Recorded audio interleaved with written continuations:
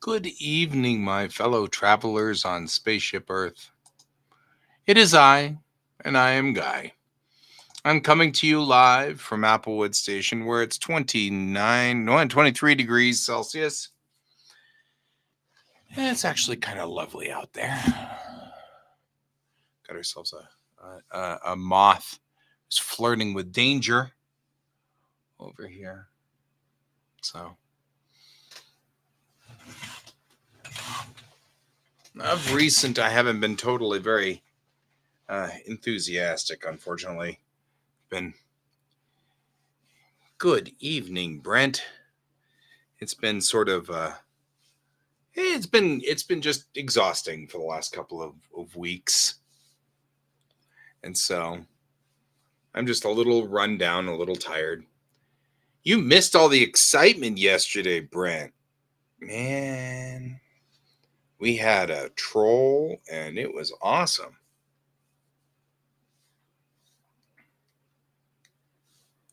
So, and I'm not exactly sure what the trolls, I've never quite understood what trolls want. You know what I mean? Like, this particular troll was, you know, into giving me an unfulfillable demand. First of all, demanding. I was willing to play along for a little bit, but not so long. Hey, nice. 18. It's 18's not so bad. But yeah, this troll came on here and it's like demanding that I draw a picture of a character from a novel. The novel doesn't have any pictures. The novel series itself, the cover is unique. Oh, it's fine.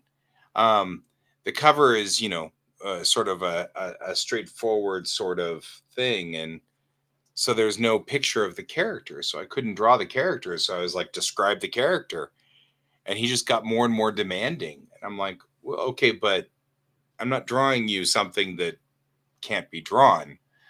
You're not going to give me. I've never read the book, so I don't know anything about the character. So I drew Pikachu, and then he got mad and started yelling at me and telling me I was the worst artist ever. And I'm like, what does this do for you?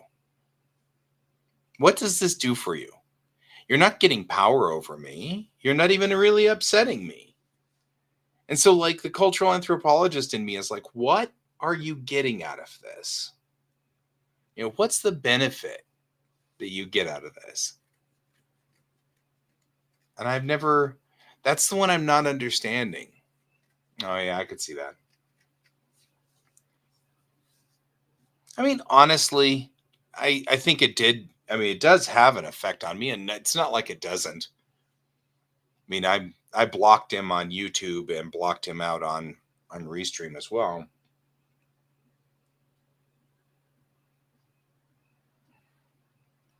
But I mean, it's not just me. This happens a lot. I noticed this happens a lot to my friends that are female, especially. These men will come on and demand that they do things for them, and when they don't, they just unleash this venom at them. But this was pretty straightforward, impossible. I mean, like, he was asking me to draw a novel character, a character from a book, which has no pictures. So it's almost like, you know, and maybe self-inflated ego, maybe. I don't know. That seems a little simple. You know what I mean? That seems like that's just too simple of an answer. There's got to be something else, some other reason. I can imagine them sitting there and chuckling about, you know, that, except that even whenever we were when I was of the age of, prank calling people and stuff like that, even then I remember that there was a certain amount of, entertainment to the confused person on the other side. As a kid, that was funny. And then as an adult, not so funny, but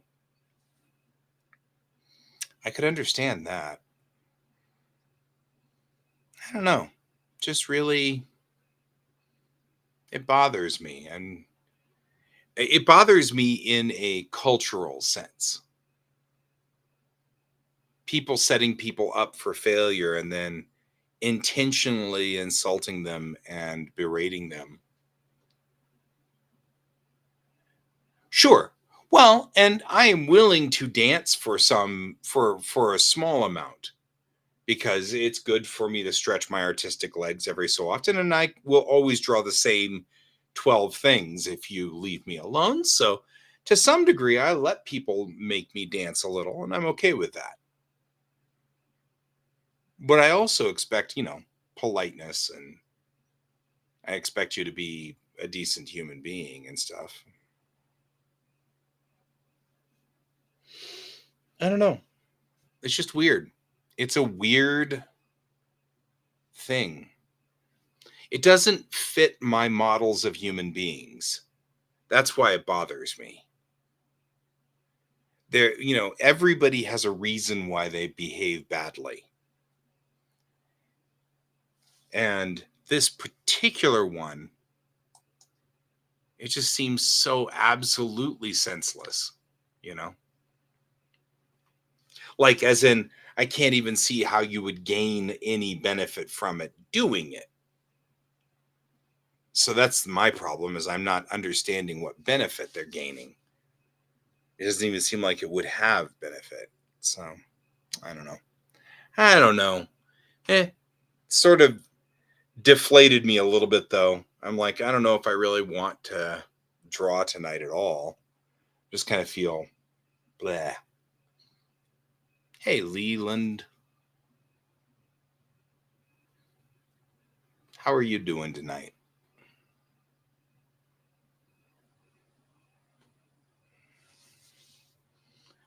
We are discussing a troll that came onto my stream last night, and that troll demanded that I draw a picture, and wouldn't the picture that the guy demanded was from a character from a novel. And so I'm like, I can't draw it unless you describe the person, because I've never read the novel, so I don't know the character, and there's no way to look it up on the internet. And I was like, huh, just yeah. And then he just made the increasingly more order demands, and then ultimately just insulted me. And I was like, "Uh, what does this do for you? You know, what, what does this possibly do for you? How can this possibly be useful to you? I don't know. It's all good. I'm fine. He didn't hurt my artistic ego, if that makes any sense. In a way, I'm just sitting over here going, how is this even possibly positive for you? You know, I don't even get that. And I mean, Brent's comment is the dance for me monkey. And like I said, the problem is I kind of am okay with being, you know, told to dance a little bit, you know. Yeah, no, they're not ready for that yet. I hate to say this, but I've still got half that book to read. And I have like 4 reading assignments every week that are 15, 20 pages long. Ah, and it is totally fine. And it is I guess my problem isn't that he was acting like an ass and I blocked him. The problem was I don't understand what he got out of it. You know what I mean? Like, I can't imagine he didn't get any power over me. I wasn't mad at him. So he didn't even get the reaction out of me. I don't know. It's just anyway. It's all good. It's all good. Yeah, Brent, to address your thing, I just don't have it in me to read. I've got something like 30, 40 pages of things to read every week.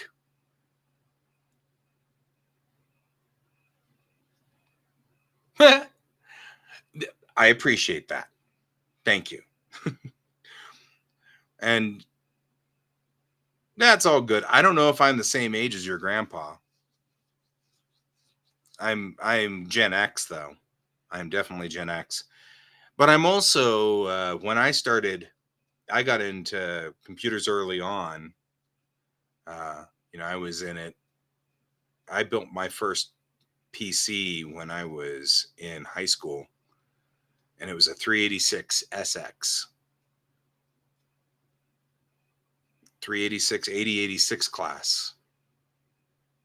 Oh yeah, I am 20 years younger than your grandpa, despite the gray hair. So your grandpa was my dad's age, so I'm probably closer to your dad's age.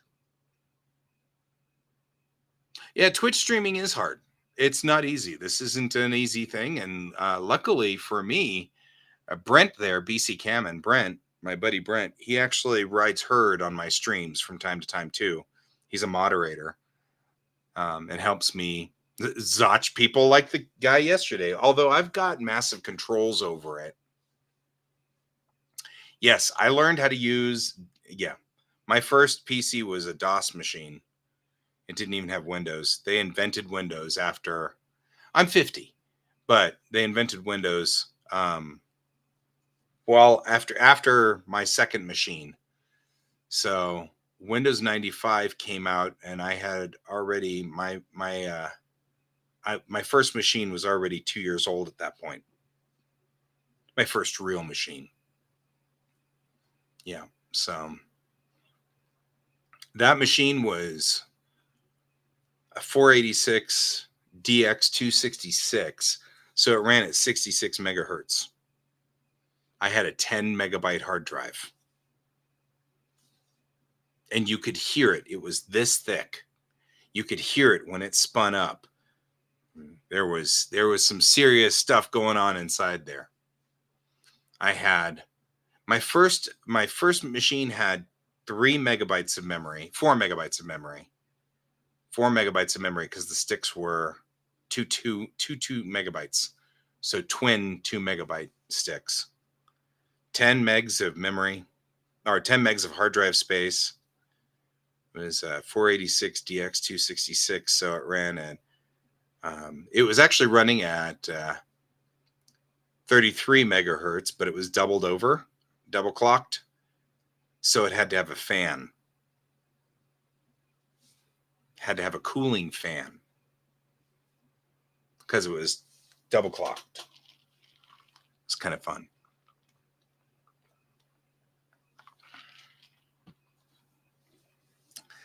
So, yep, that was my first little guy. I love that. I love that machine. That was a fun machine. Mostly because I could start to see things that were fascinating about that. But my dad, it was interesting because my dad's comment at the time was, he was astonished by what it could do. But even then, he also, at the same time I got my machine, he got himself one as well, for his company. And he'd been using computers since the 70s. He started actually. I'll show you this kind of interesting artifact sitting over here. I love this artifact. This is like my father's BBC. I mean, like the British company. So yeah, check out this artifact. my dad, my dad wanted to make a notepad when he was in his company in the 70s that was literally pasted together um, by on that the old tractor feed paper. It's so fun.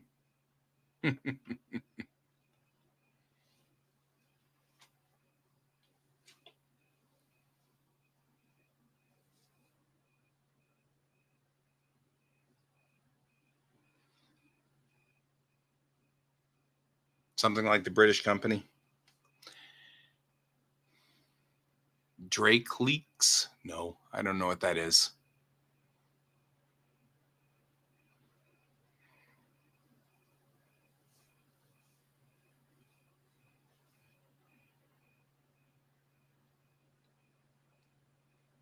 Right? Brent, I have changed my I've actually been doing some configuration work over here. And I actually have a new setup over here on this side, which actually is kind of cool. I can, okay. You're not trying to be weird, but you're kind of succeeding in being weird. Just saying. But see, I got this new section over here. And now I can sit over here. And I've got a light over here and everything. There we go. Look at that. Isn't that cool? Tilt this way. Why is it going that way? What is it doing? What are you doing? What are you doing? Or am I just sitting on the wrong spot? I think I'm sitting on the wrong spot. You need to be more like this. But anyway, the idea here is that I'm setting up a spot where I'm kind of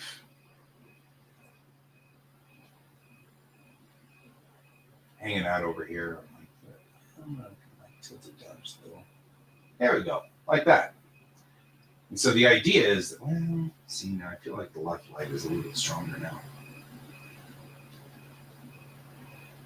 There we go. Yeah, see? Good lighting here. I can read what's going on up there. The idea is that I'm going to start talking about interesting things that I have learned. For example, there's an ethnography out there for a book that's called Death Without Weeping. And Death Without Weeping was by, I think it's Dr. Shepard Hughes. Anyway, she, yeah, see, I like this. This looks good. It's got a little light over here. Kind of has some light in the background. Gives it kind of a nice, even lighting. Anyway, Dr. Shepard Hughes did this. This is a professor out of, this is an ethnologist or cultural anthropologist out of Berkeley. She did an ethnography on an area called Dom Jesus in Brazil. And it's a shanty town outside of an area I can't remember. Right, that's what I was thinking that too. I was thinking that as well, but this would be like my driver's ed thing, or when I'm talking about ethnographies and things like that. So Dr. Shepard Hughes was working at one point in time, and this is in the 80s. She discovered a thing called angel babies. Angel babies are babies who, when there was a shanty town, and in the shanty town, the women who were in the shanty town were so poor that they were working in the upper class houses, cleaning the houses, and for an extra $25, they would do favors for the guys in the white houses, which in the upper class houses, which of course meant that they were pregnant routinely. And the area, of course, is extremely Catholic and very, very religious. And so there were no abortions allowed. So what was happening was the women couldn't afford to take care of all the kids. So instead what they did was they would have the children and they would leave them out to be exposed to the elements. And if the children lasted through the first night, then clearly they were strong enough to raise. If they didn't, if they died of exposure, then they considered that Jesus wanted them back, and they were called angel babies. This particular ethnography very much traumatized me. It very much completely and totally traumatized me, and has formed a lot of what I'm looking into as far as why I want to be a cultural anthropologist and why I'm moving into this field. And she published her ethnography, and of course, Brazil has made changes. Um, but it is one of those things that is part of the reason why when people talk about abortion and the abortion issue, I say it's a far more complex thing than you think it is, because you can't just outlaw it. That won't stop anything. That stops nothing, right? Outlawing it will do nothing. They will find a way. Everybody always does. So that's not stopping the problem. The only thing you can do to stop the problem is equalize the situation with women.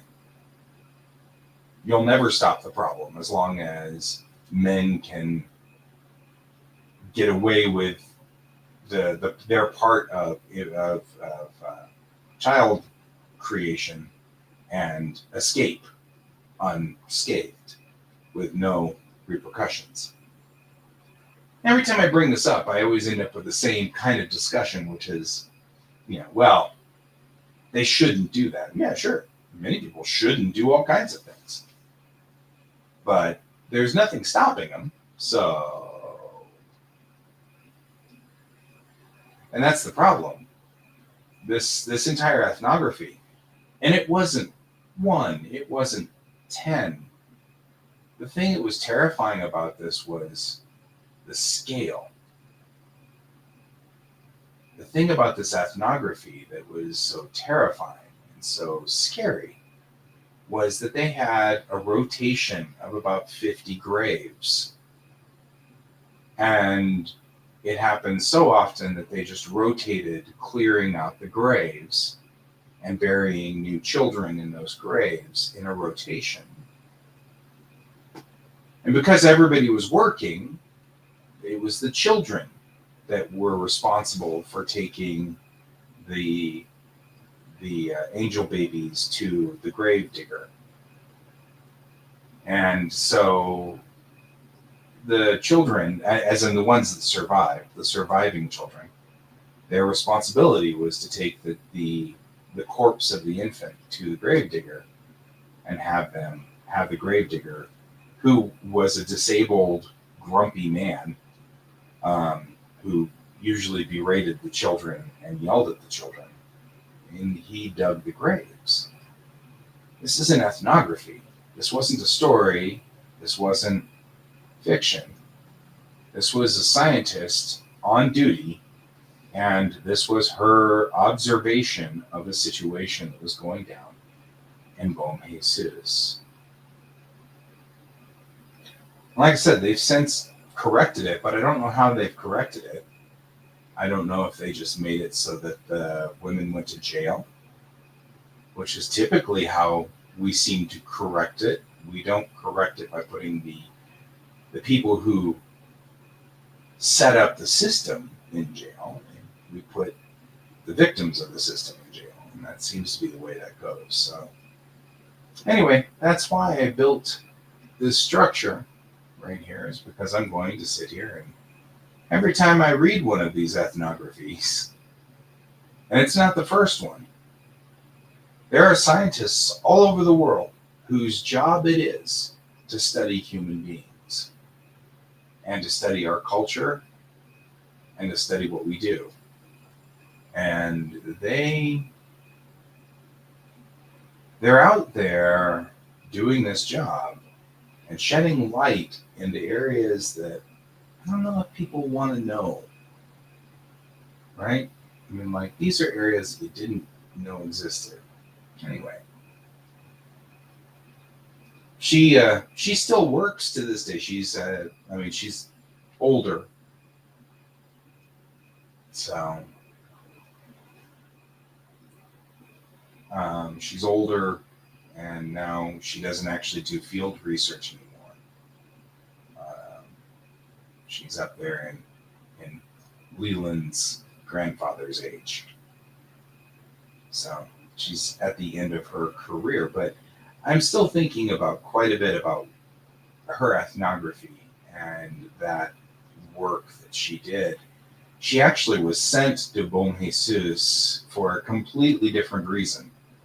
She was sent there to do ethnography work in the 60s on something completely different. And she tripped over these angel babies in the middle of her work on something else unrelated, and decided to do an ethnography on that situation. It's interesting. There are a number of very fascinating sub-stories that are involved in that ethnography. It is a fascinating ethnography. I highly recommend it. The book is called Death Without Weeping. Nancy Shepard Hughes, PhD. She's out of Berkeley.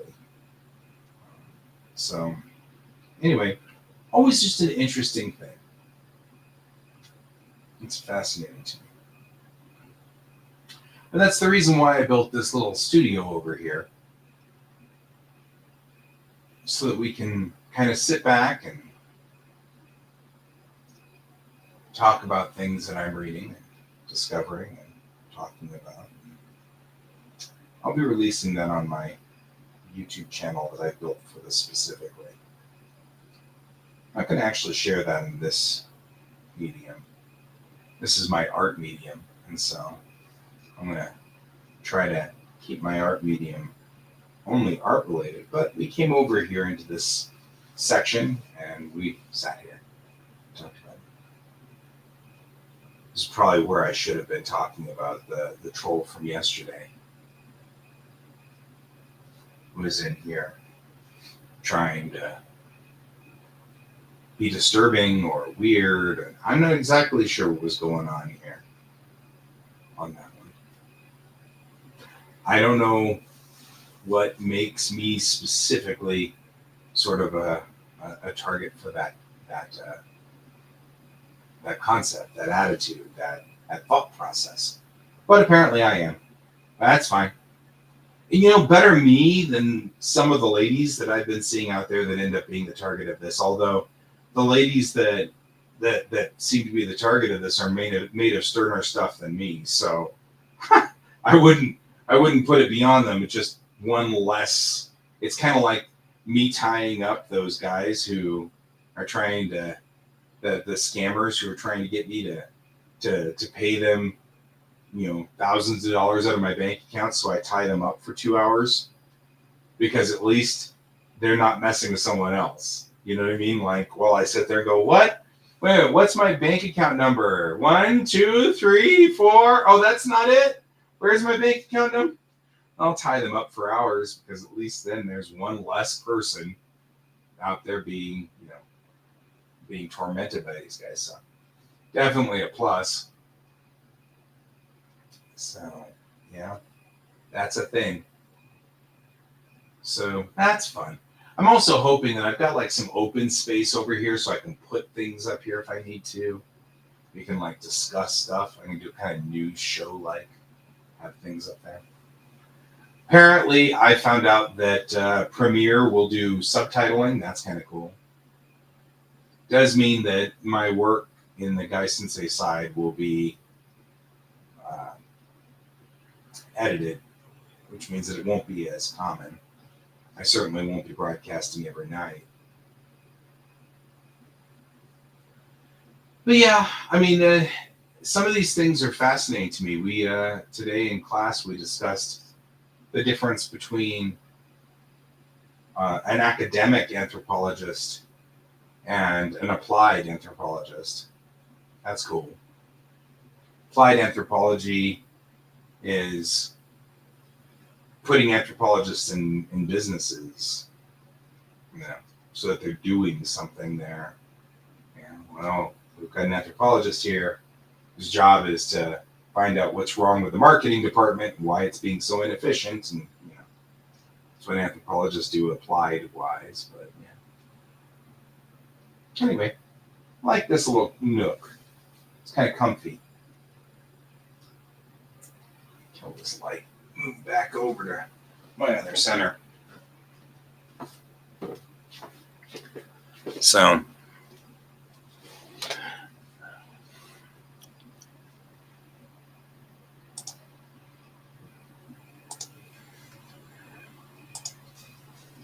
all right, back to here.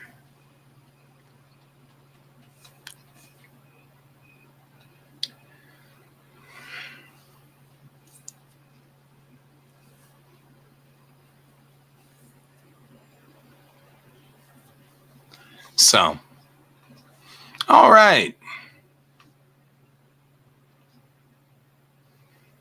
I assume we have lost Leland. He was about to head south on us. I could already tell. So, it's all good. And back to that same question. I mean, Leland was not heading towards that.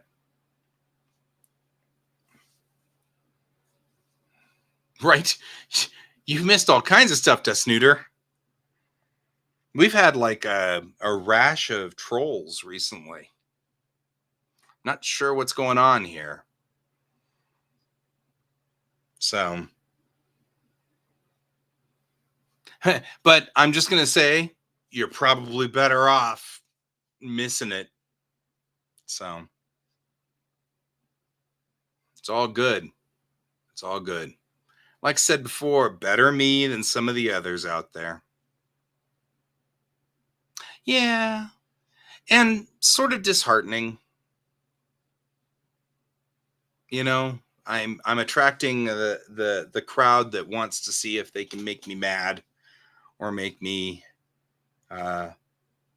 embarrassed or something like that, and they're way dealing with the wrong kind of people. But you know what? Better me than some others, especially some of my fellow partners that I've seen out there. There have been a few other streamers out there that I've seen that they're just really on them, and it's disturbing. And I'd rather they come after me. You know what I mean? I'm I'm an old dude. Well, I'm not worried about you, Brent. You've never been my problem, bro. And neither is DeSnooter. And DeSnooter is also a relatively regular here. So, Brent, did you bounce? Did you bounce Leland?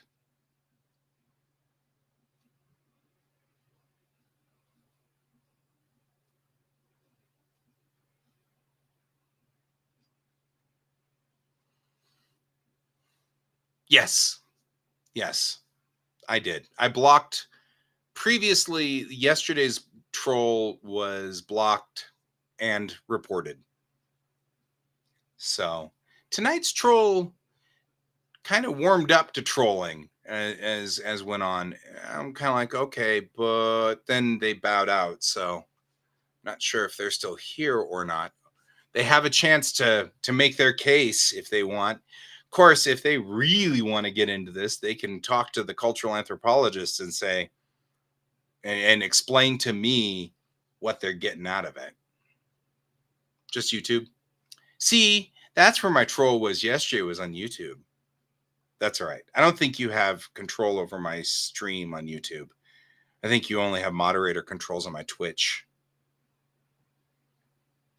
which is all right.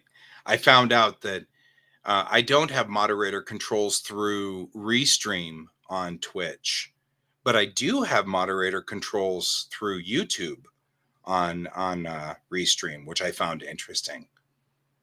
So I've got moderator controls here. It's kind of nice. Can't control Twitch remotely, but I can control YouTube remotely.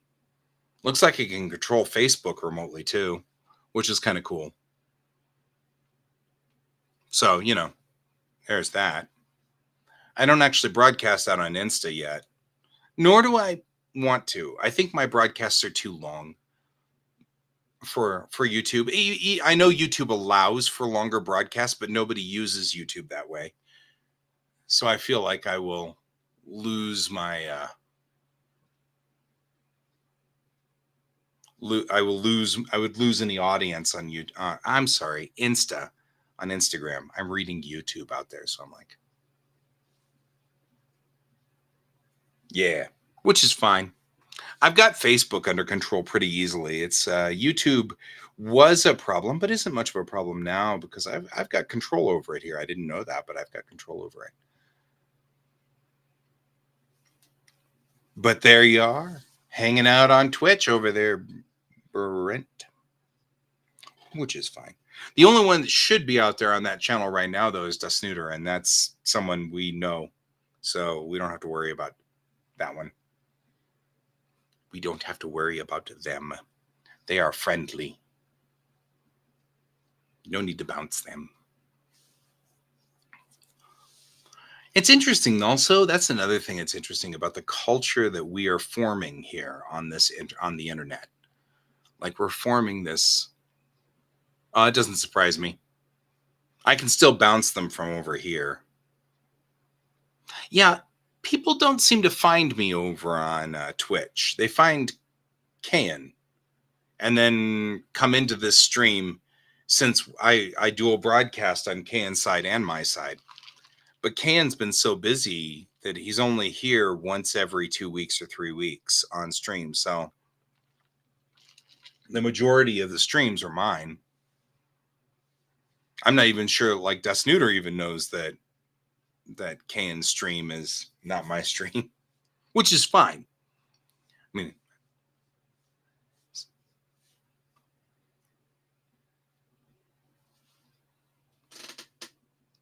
and Dusnooter, your icon looks like Ryo Oki. I'm just saying.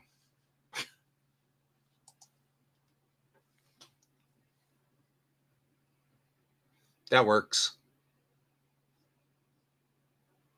I mean, I know your icon isn't Ryo Oki, but it does look like it with my eyesight from an angle and from a direction. It's kind of like, wow, it does kind of look like Ryo Oki. Just in case. Thank you, sir.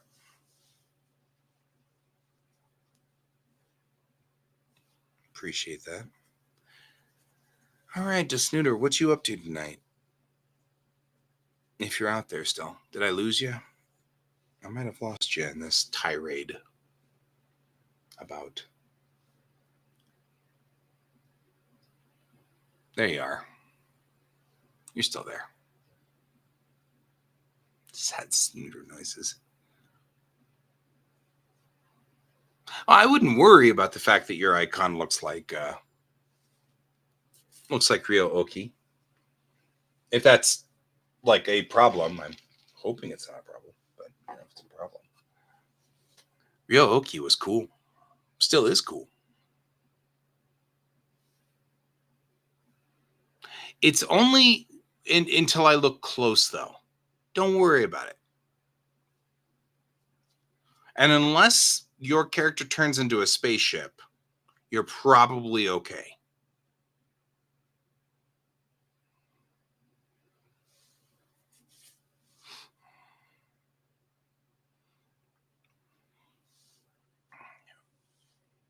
I mean, I don't know. Tenchi Muyo. Right? Tenchi Muyo is old. Really old school. I mean, even Tenchi Muyo GP, which was like later on, is still. Yeah, that's part of the humor of Ryo-Oki. The little cabot. Yeah. Good night, my friend. I'm not streaming days for a while now just because I'm in classes most of the days. So I probably won't be streaming days for a while. And unfortunately, the way situations have kind of rolled out, I'm probably going to be on any break. I'm going to be working now. So it's called a cabot. Yes. Ryo-Oki was a cabot. It's part cat, part rabbit. Cabot. Kind of feel like I want to draw Ryo-Oki. It's a stupid thing to draw. Bing, bing, bing.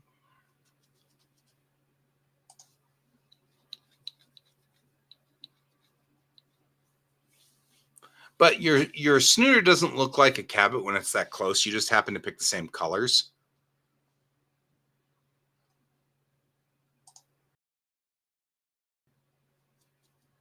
So from a distance, but up close, it doesn't look like Ryoki. You're fine.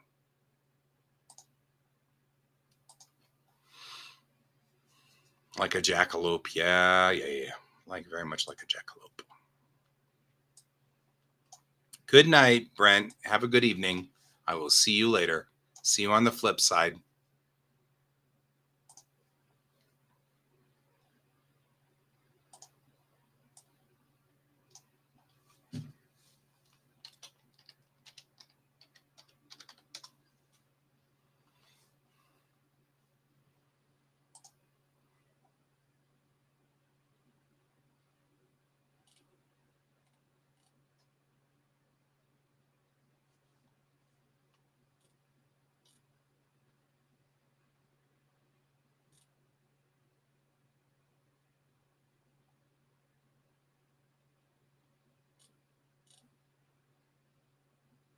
Yep, good old Ryoki.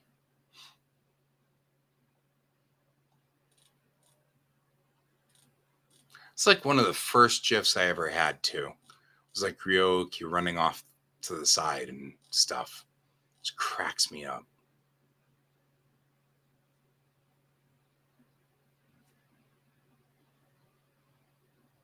That's fair.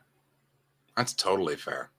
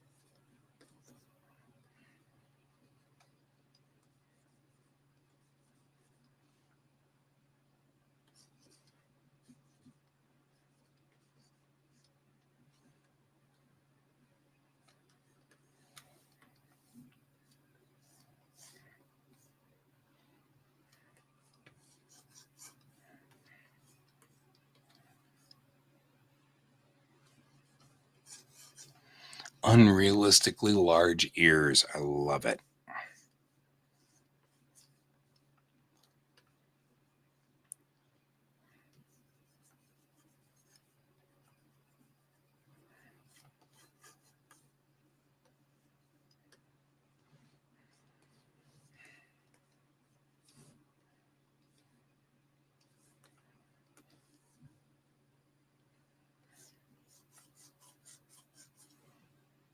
Whoa. No switching to weird. Don't do that.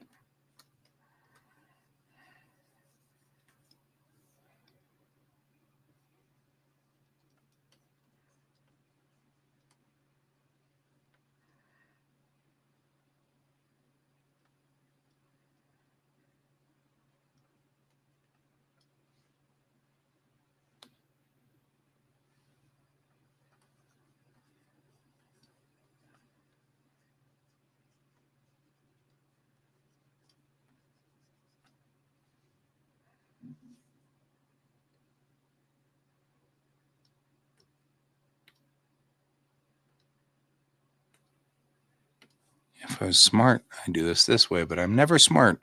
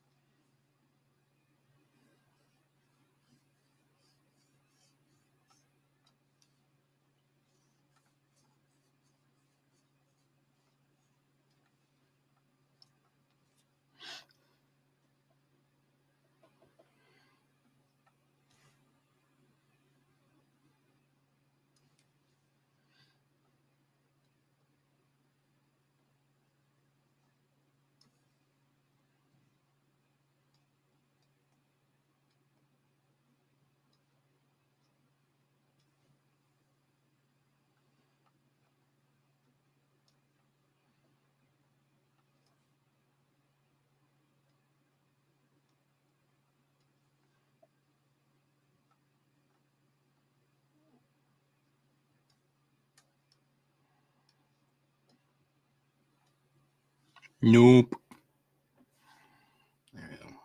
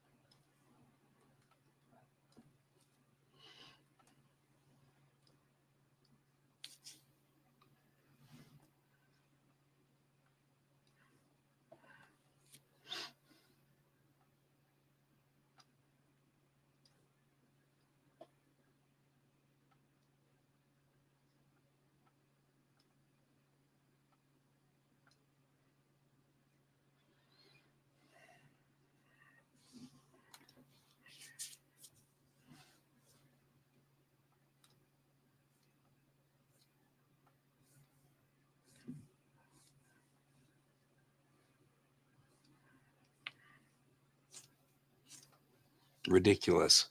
I love ridiculous designs. Real okie.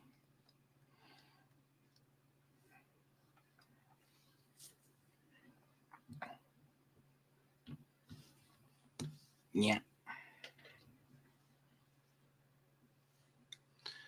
And nothing tells me that I am off base than looking at it here. Everything is just tilted, and I have never understood why I cannot seem to draw straight to save my life.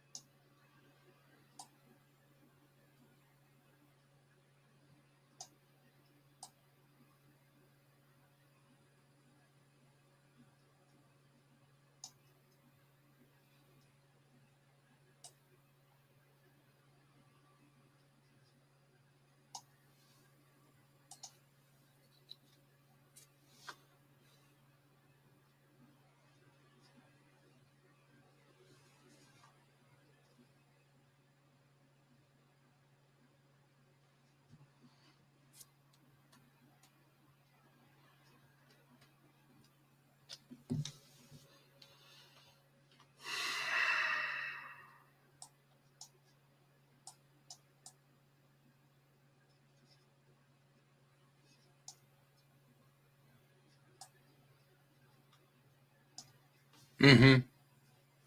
Yeah, you may be right. I think I just kind of sketched and then, I mean, even the pre-sketch does look off. Gesture is hard. And I'm drawing fast. You're not wrong.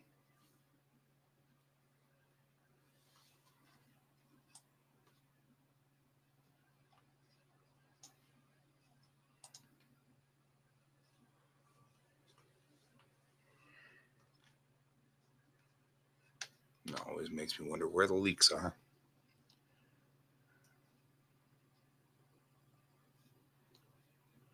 Leaking out somewhere. Probably in the leg right there. Oh.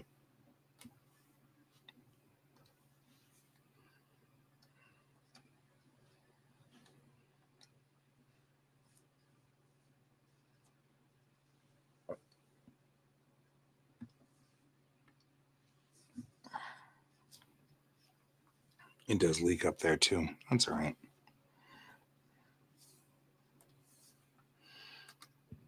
I don't want it to leak there.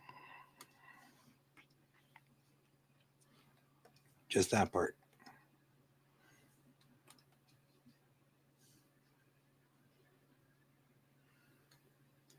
Most difficult question.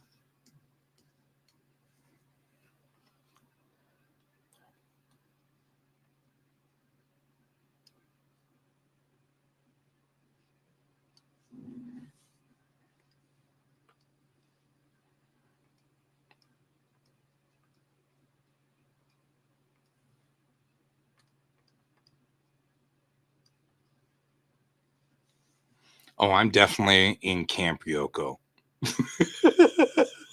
Ayaka, except for when she does her Megami-sama thing, which cracks me up every single time.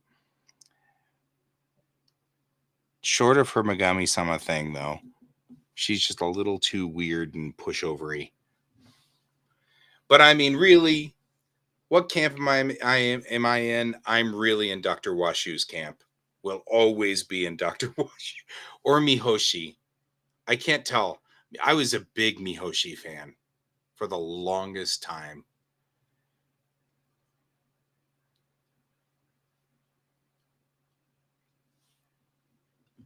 Mihoshi was the best. Ridiculously the best.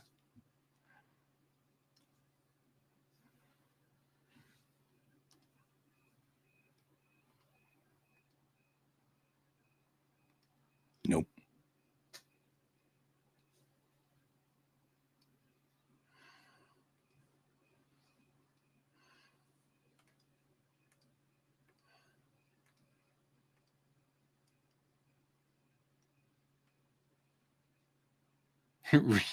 Fair.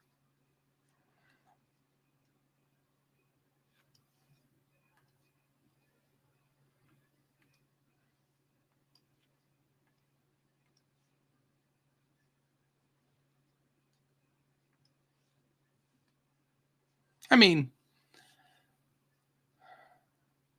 well, that's fair. That means you never, if you only saw one episode, you never really got to Mihoshi. Mihoshi is the best.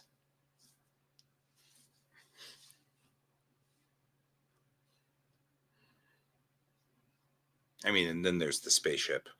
So, I mean, technically speaking, this is totally within wheelhouse for me.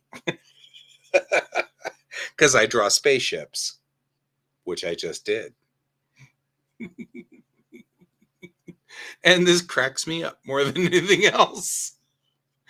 Technically, I drew a spaceship. I totally did.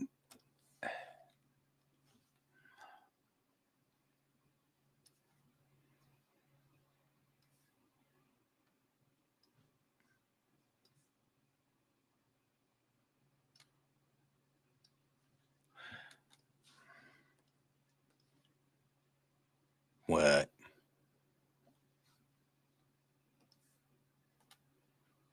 Really?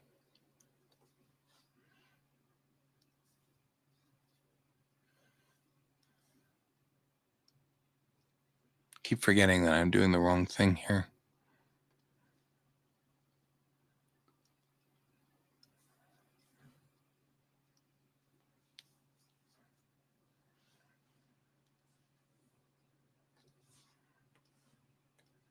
Really? Just playing that game because it's just too much of a.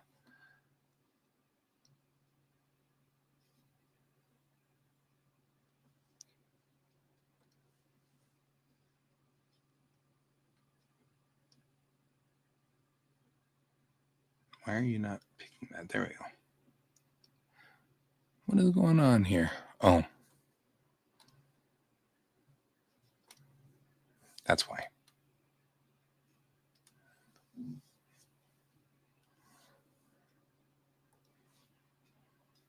There we go. Because actually, Ryoki has little white feet.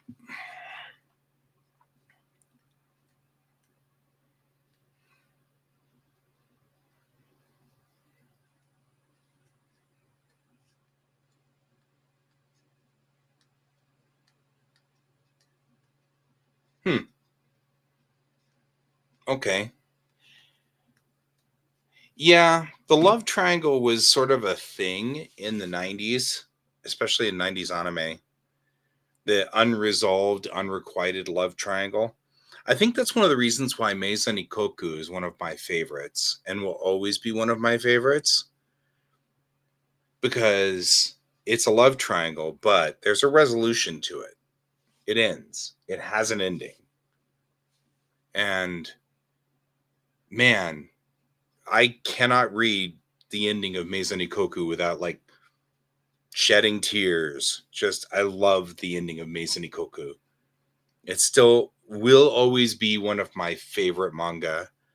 Now, I'm not 100% sure about the anime. I never really got to the end of the anime, simply because, and this is going to just show my age, simply because I couldn't get enough video cassettes to finish it off at the end, because they were coming in from Japan. They were being shipped in from Japan, and only one person in Japan was recording them. And so that one set of tapes was going around so much that I got halfway through the set, and then I couldn't afford to buy more tapes for one reason or the other, and got out of cycle, and the tapes ended up somewhere else. So talk about showing my age. That was definitely back in the day.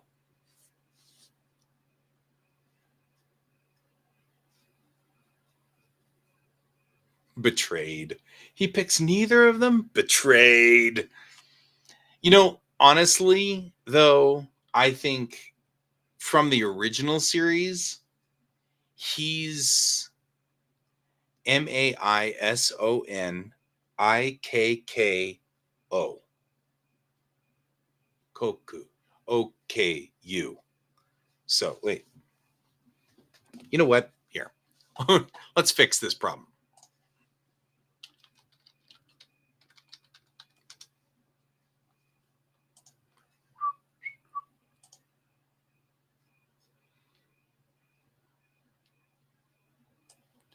Here. There we go. Maisonnikko.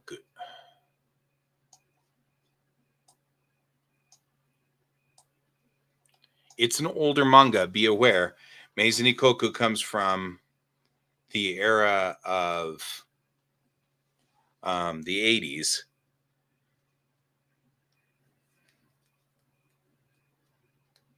And if you spell it in kanji, or if you spell it in Japanese, it's spelled mezon, so Mezon, and then ikoku. It's number one. So this is the number, and then that's one. So what maison is in Japanese, that's mansion. That's the word mansion, being brutalized by a sound poor language. But a mansion in Japanese, oddly, is an apartment complex. So anyway,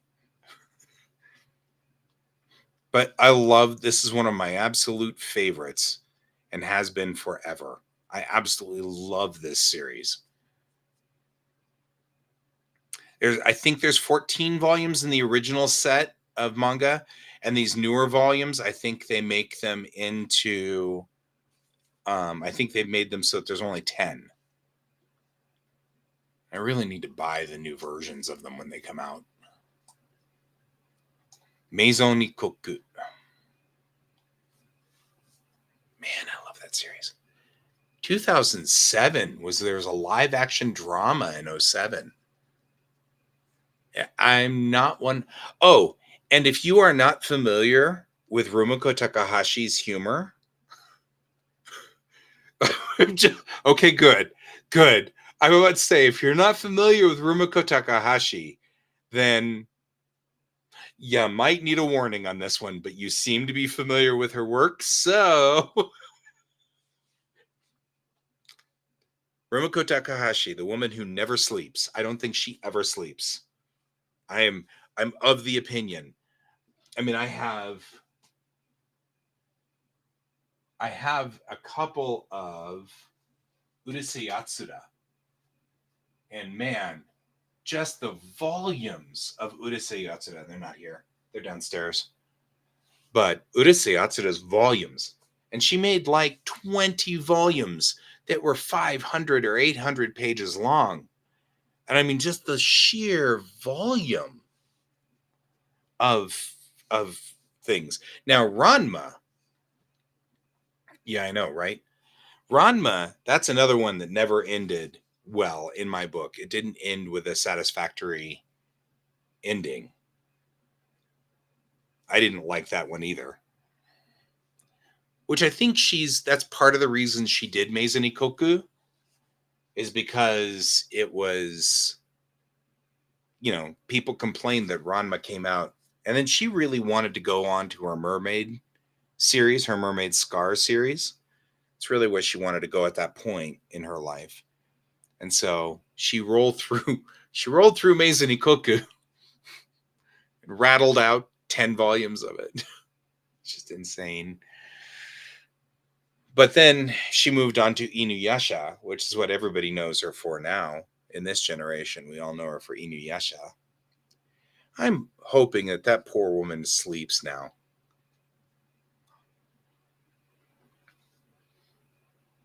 She has a wicked sense of humor, but one of the things she absolutely loves is puns.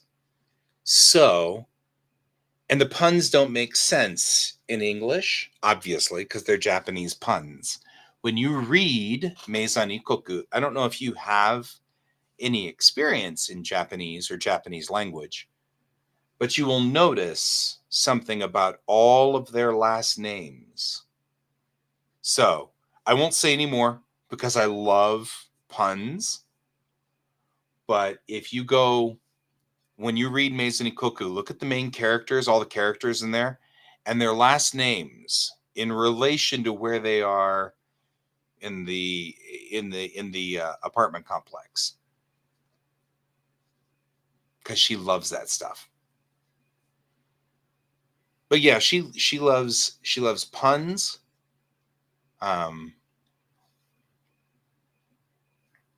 That's fair. Inuyasha is another one though. It's long and like keeps going, and I'm not sure she knew where she was headed. Urusei Yatsura is fun to read too, but it is dated. It is relatively dated at this point. Although it is interesting.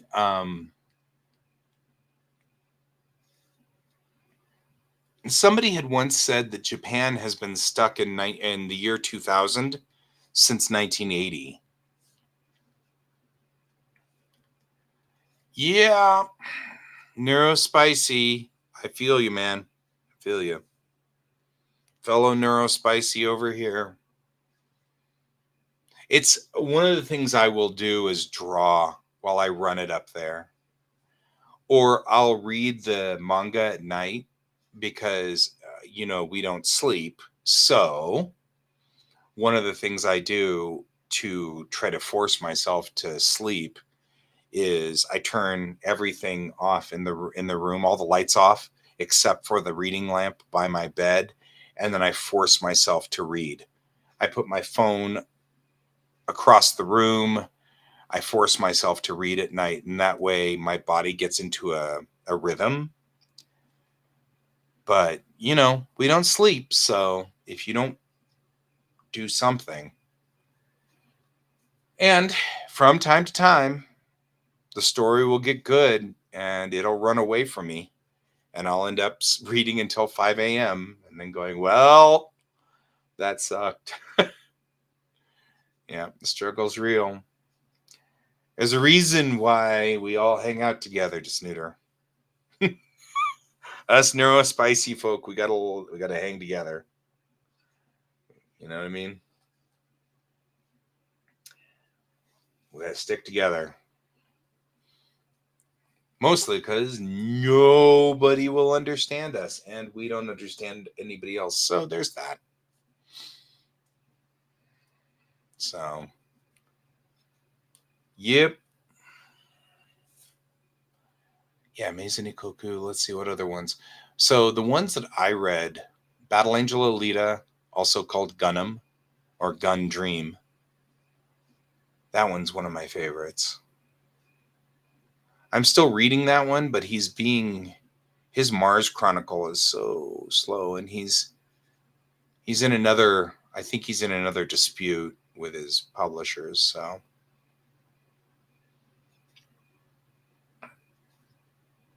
and that's always a thing. And I really did enjoy Negima for a while there, but too much fan service for me. At some point in time, they push the limits of what I find comfortable for the characters. Yeah. Battle Angel Alita ran 10 manga episodes, 10 manga tankobon, and then he went to a series called The Last Order, which takes place between book 9 and 10 in the story. And now he's on Mars Chronicle, which takes place before book 1.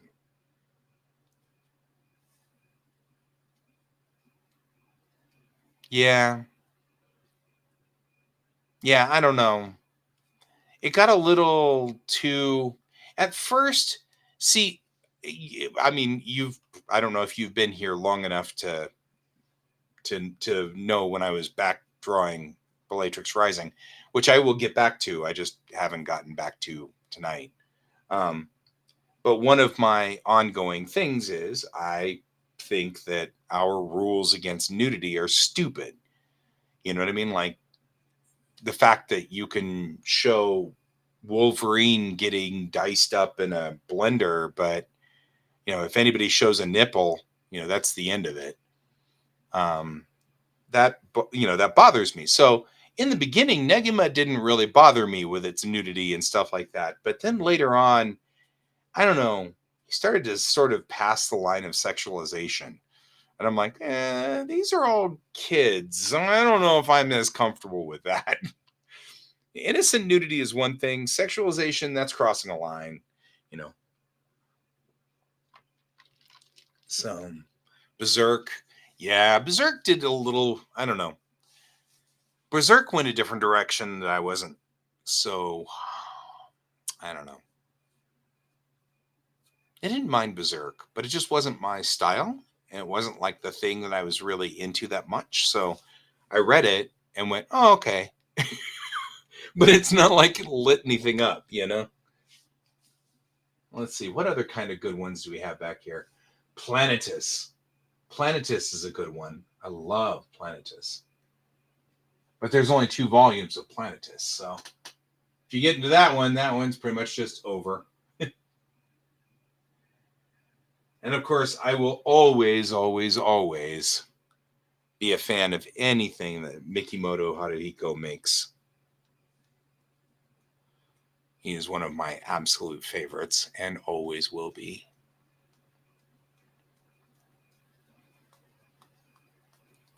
So, I don't know. Let's see. Other things I can think of. See, the thing is that I was really into manga and anime. Then I went to Japan. And the real world was so different. The real Japan was so different. And so same. I mean, it's so much the same and so different at the same time. It's kind of hard to explain, but when I went there, it kind of changed everything on me. And I came back and I wasn't as big into anime and manga for a long time. And recently I've been sort of getting back into it again. And it wasn't a permanent situation, obviously, but it was kind of interesting that was sort of my thought process, And that's cool. So, long shows being hard for you and me, it's the reason why I haven't gotten into One Piece. I'm just saying. When One Piece starts having more episodes than Star Trek does in all 60 years of Star Trek, yikes. You know what I mean? I'm like sitting there going, whoa, that's serious. One Piece is blasting past Doctor Who and blasting past Star Trek, and these are all pillars of our pop culture, right? I've got a couple of buddies though, man, they are epic One Piece fans, and I'm like, all right, bro, But yeah, I think I definitely play the ADHD neurodivergent card for that one. There's a reason I'm getting into that one. I just couldn't stay with it. You know,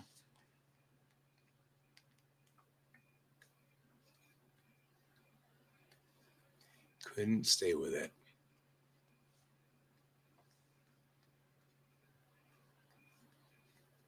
Hmm. Anyway, yeah, and that's fine. I've got a niece who's hardcore into it, and there's nothing wrong with that at all. Nothing wrong with that. And I mean, when I'm at the conventions, One Piece is Luffy is everywhere. The cosplayers are coming in as Luffy. I'm getting a lot of that, and so it's cool. It's totally cool. Just not me, you know. Hey, Red Alpha. Hey, Happy Panda. Good to see you guys. You both came in at the same time. That's kind of funny. You both dropped in at the same time. We are here talking about old anime.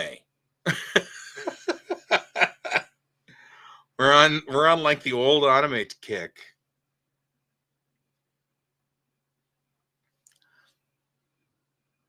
I'm doing well, Panda. How are you doing?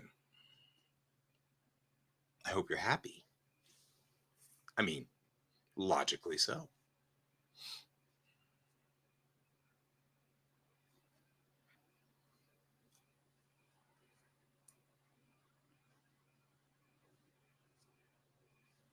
Excellent. Excellent. Yeah, we're talking about the old classics, 80s, 90s anime, because that's the era that I was from. And hence why Ryo Oki is here. I am definitely on theme by drawing Ryo Oki because, of course, I draw spaceships. So this has been my joke all night. I draw spaceships, which is what I did. I'm very proud of this joke too. I think it's pretty funny. So I'm particularly humored by this.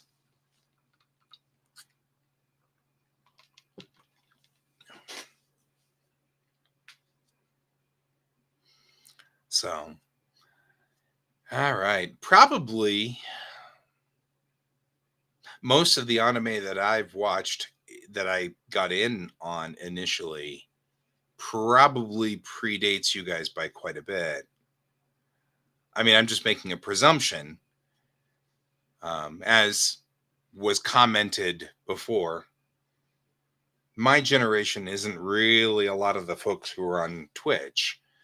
Usually it's a much younger generation. So I'm assuming you guys are younger than me by quite a bit, which is fine. I mean, there's no judgment on that. I'm just observing. But yeah, so I was just talking about how I started out. Of course, my first anime was Robotech, back in the day. That was my first real touch of anime itself. So I didn't even know what it was because it was on TV. It was on. I'm gonna open this up. I don't know where my spider went. I had a lovely orb weaver who was living on a web there, and I think she left her web, but I don't see her anymore. She's a gorgeous little orb weaver. I am, by the way, horribly, horribly terrified of bugs, but strangely not arachnophobic, and I don't know why. It doesn't make any logical sense. Bugs are gross and terrible, but spiders are actually kind of lovely. I have no earthly idea why I am not bothered by spiders, but I am seriously bothered by bugs. It doesn't make any sense. I think I will chalk that one also up to something neurodivergent, being neurospicy. So, Yeah, so back to kind of where I started in the world. I started a long, long time ago in Macross, which is what it's called now. Well, it's called Robotech still, but it's called Macross back in the days.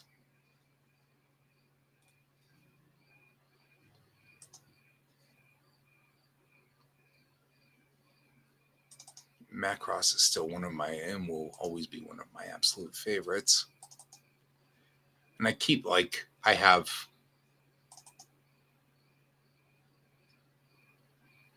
you guys have probably seen Macross in one way or another.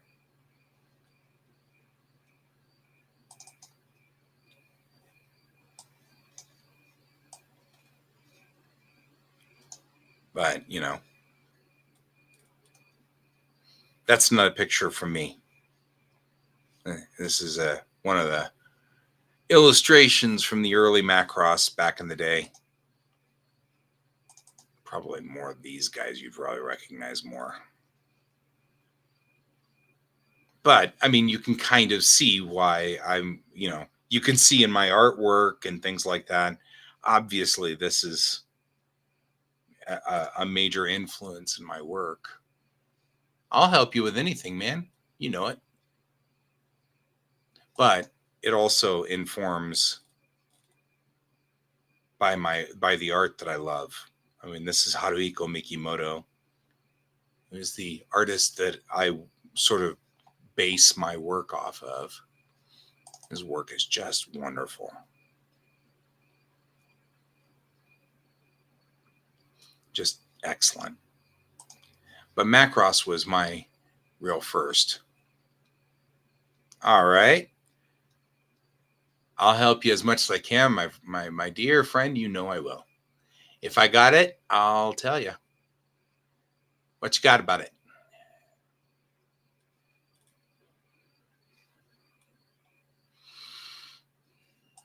There we go. Actual Macross herself. The Macross.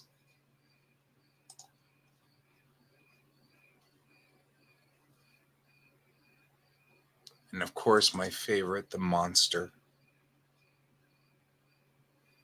The monster. But Harlock's my other primary.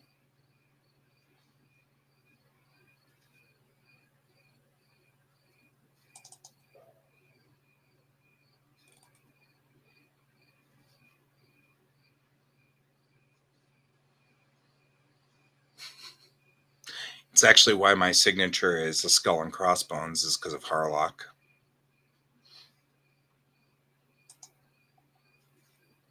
Always have a love for Harlock.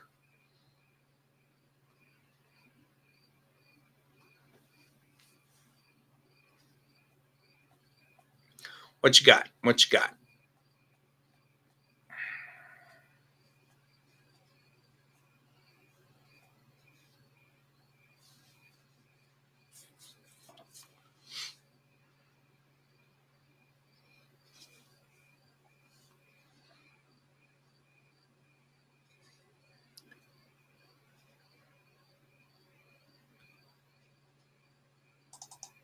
Oh, yeah.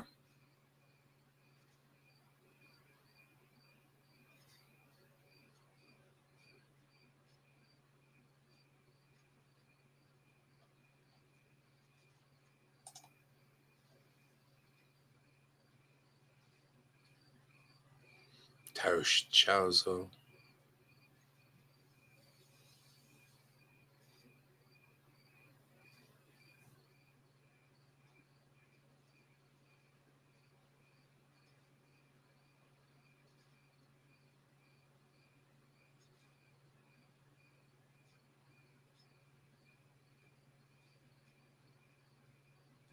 Spinning geometric shapes?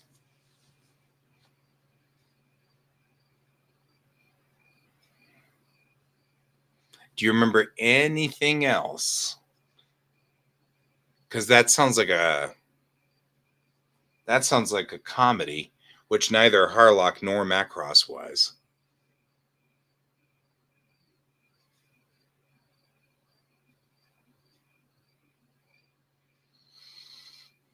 The only thing I can think of about spinning geometric shapes would be Homer. Homer Simpson got chased by geometric shapes in an episode back in the 90s of The Simpsons.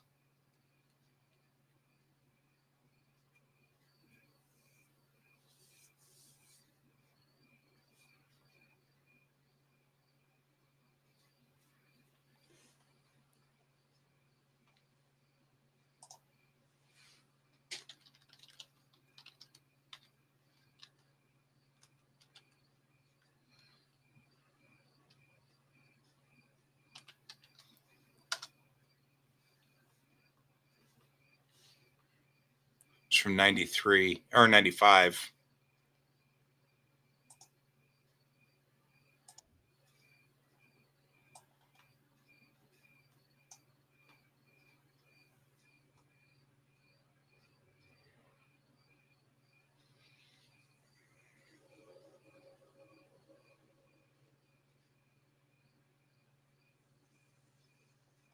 Yeah.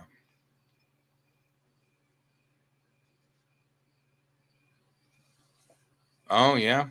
But it wasn't this,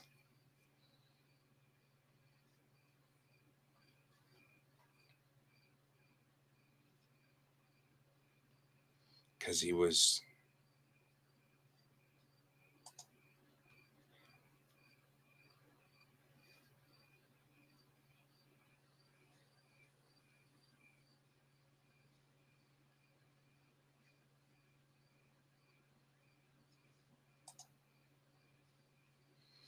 I'm just double checking. This is the first thing that came to mind because it was in 95. But if you're talking about anime, brown furry tentacles.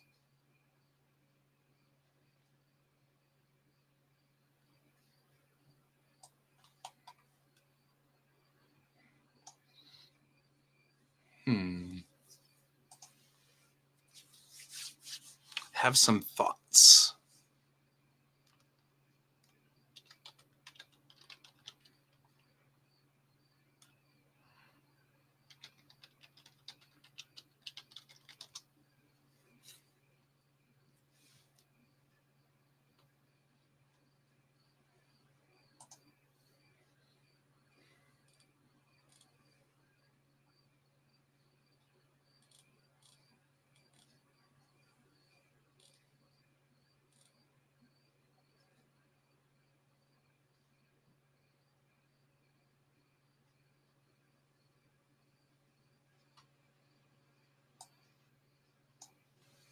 Really?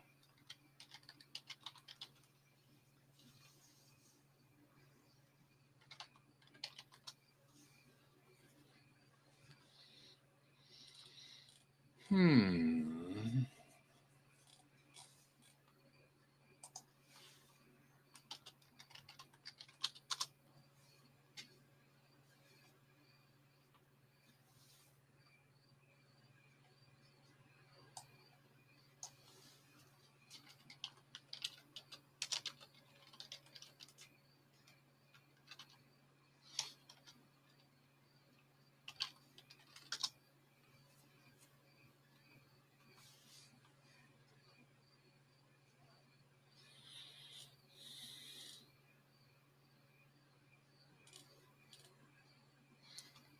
I'm assuming we've ruled out the usual suspects: Akira, Cowboy Bebop, things like that, right? And I've seen a lot of anime, but I don't recognize that right off the bat. Doesn't mean that I can't figure it out, though. I'm poking around right now, kind of trying some usual suspects out on hell on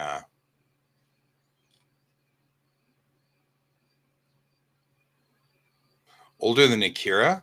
That's 85. or 86. That's pretty old.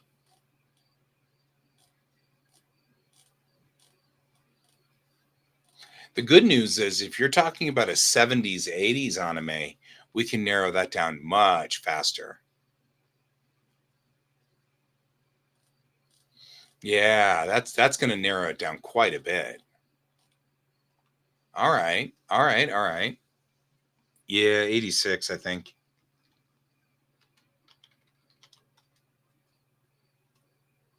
88. I apologize. 88. Still, still relatively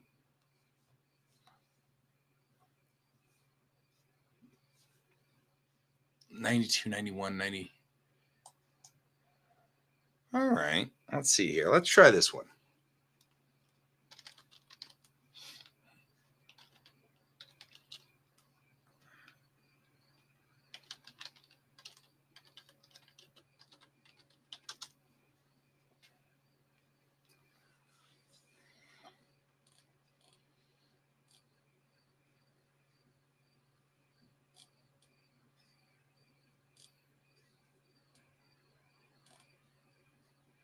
Especially if we've got robots. There's got to be a way we can make this work.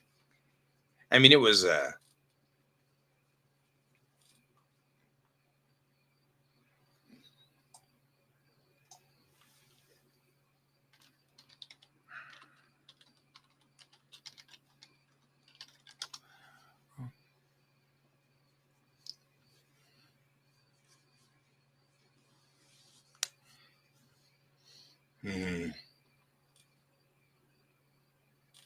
wait a minute. Was it super violent? Do you remember?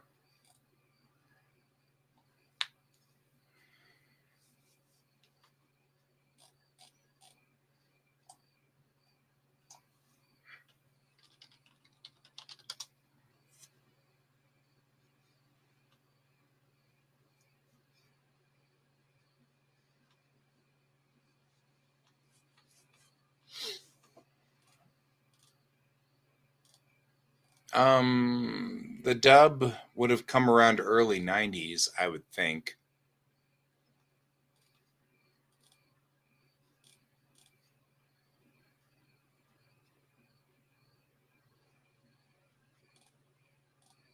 Because I'm theorizing it might be Devilman. There were. I remember brown tentacles in Devilman.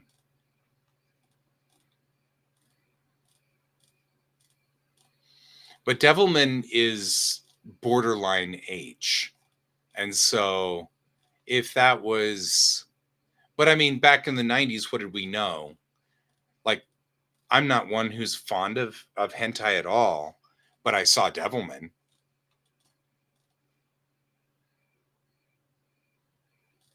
Yeah, it seems like Devilman was ridiculously violent. So if your dad did that, I'd be like, a little worried about you there, bro.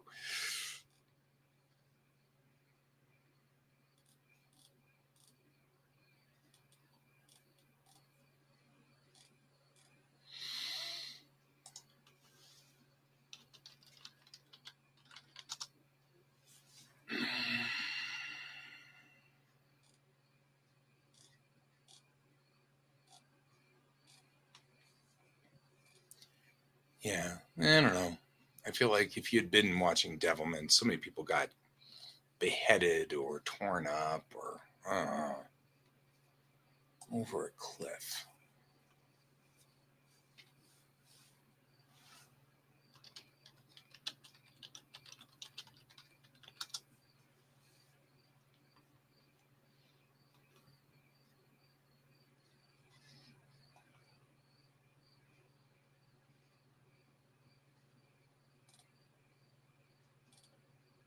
Okay. Well, see, that puts it back into my world again because that's definitely one of the ones that I would watch is some of the sci-fi. Over a cliff. I think what we'll find is that whatever you thought were tentacles were something else or something like that. You know what I mean? Like, I feel like that's what's going to happen. I'll be like, oh, okay, well, I know exactly what you're talking about. You know, like we'll figure it out and oh, yeah, that makes sense. All of it makes sense. But we won't think of it in like that way until we get there, you know?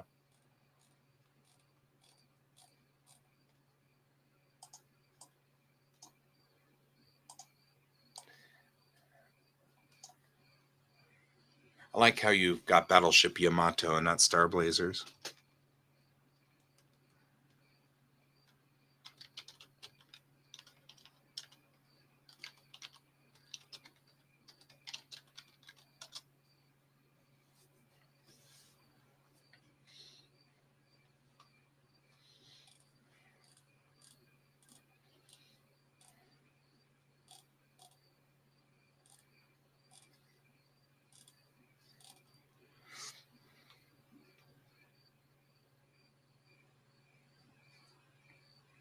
Yeah, maybe. I mean, like that era of anime is so different. You know what I mean? Like it was so you never knew what you were gonna get.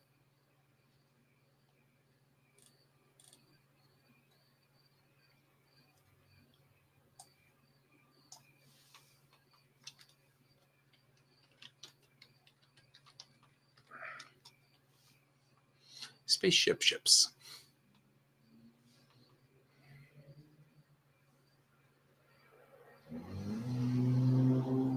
Okay. Well, that's ruling out things like Go Lion,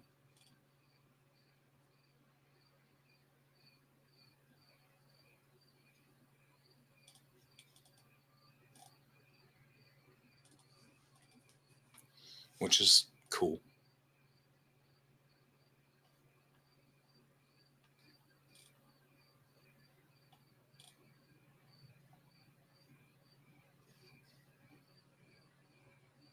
I'm just poking around. It wasn't. No. There's no way that it was plausibly Nadeshko, was it?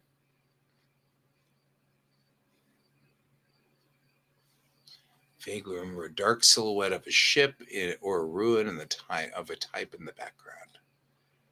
That could be a number of them. That was also sort of a thing.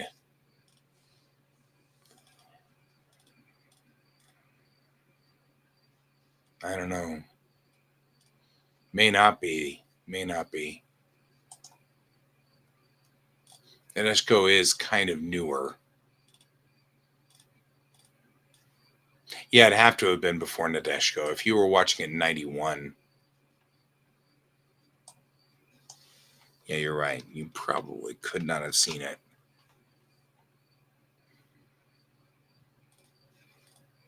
I wonder if it was Saint Seiya.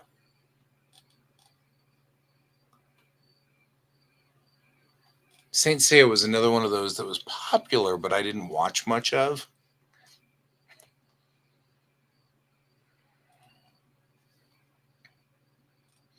There was Wings of Oniamis, right? Right, which is fine. I, I'm good with that. I also love challenges like this. This is a good challenge, so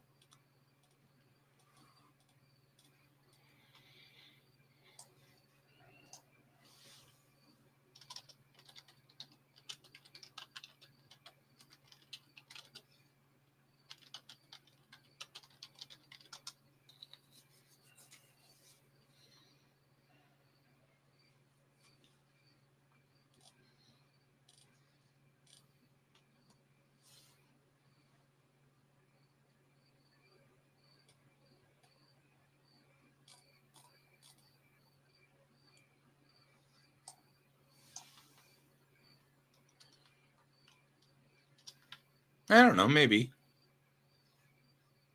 I'm not. I don't have better things to do tonight. It's all good. And I am an old 90s, 80s, 90s anime fan. So it's plausible. I might be able to pull it up. You never know.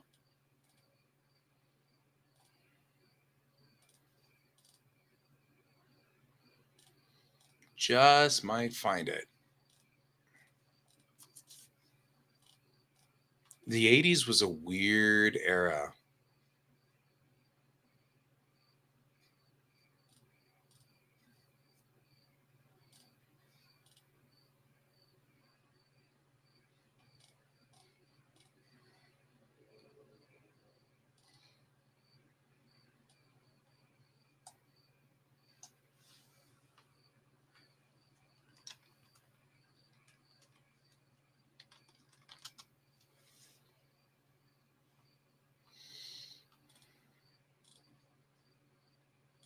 You know, it's you never know what's going to happen. I'm still poking around, so anything could happen.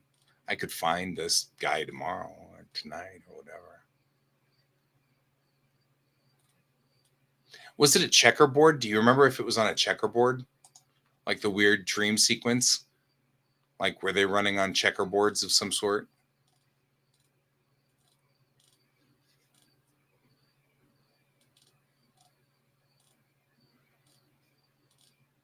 while running away from the shapes?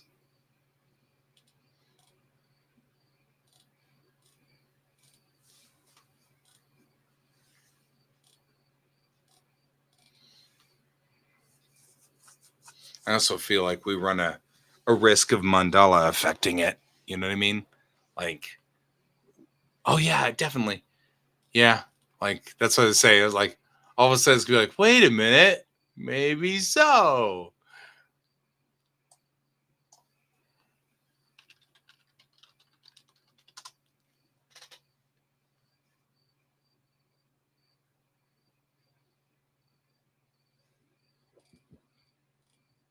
Seems like I remember something with a dream sequence that had like a checkerboard a long, long, long time ago though. But I can't be sure because we had a lot of stuff that was influenced by design back then.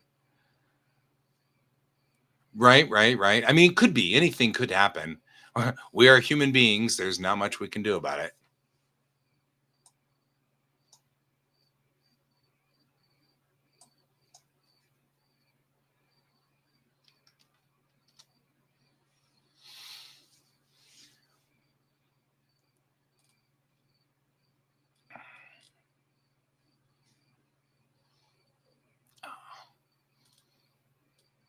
There's Perfect Blue.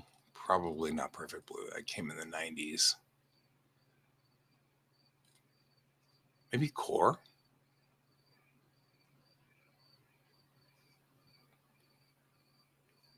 Core always had weird stuff.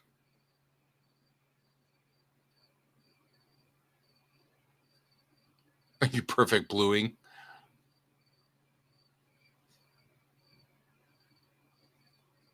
Was it Perfect Blue? Because that would be creepy.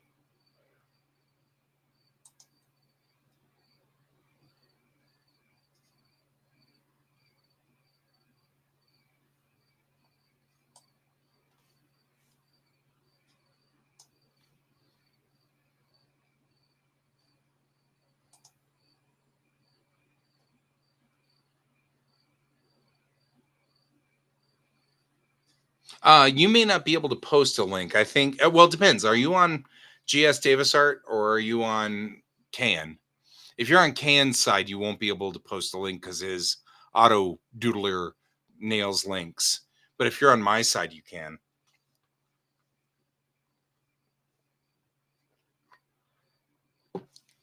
God, I can hear this so much.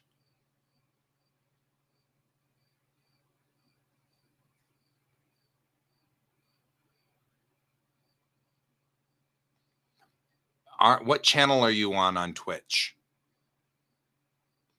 Are you on GS Davis Art or are you on Can?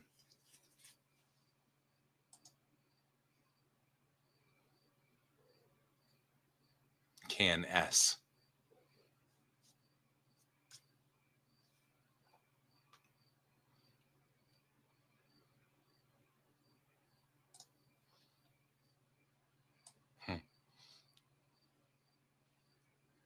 Kimaguri Orange Road.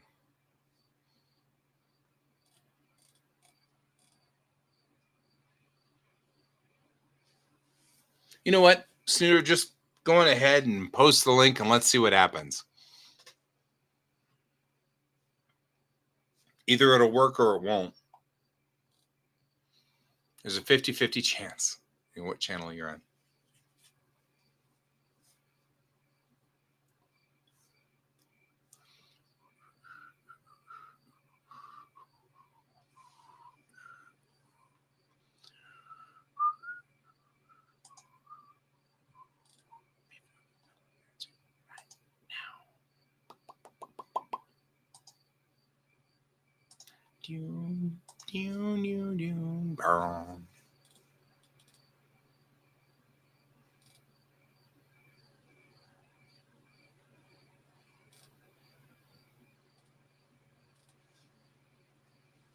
I lose you? I feel like I've lost you.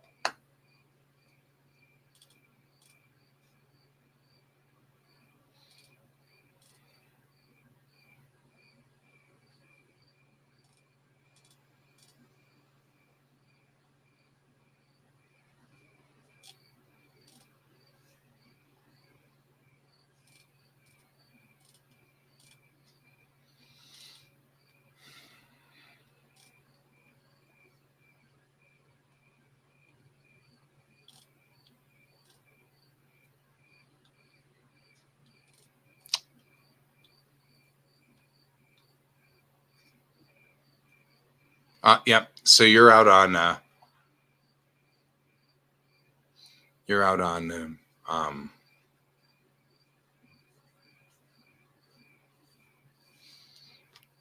that's so that Nightbot, that's over on Can's side. So it's all right. It seemed to still work, but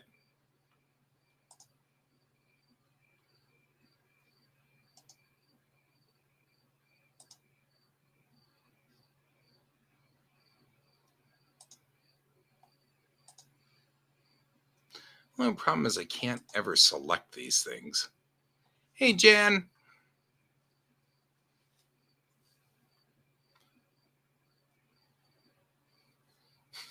No, you shouldn't be concerned.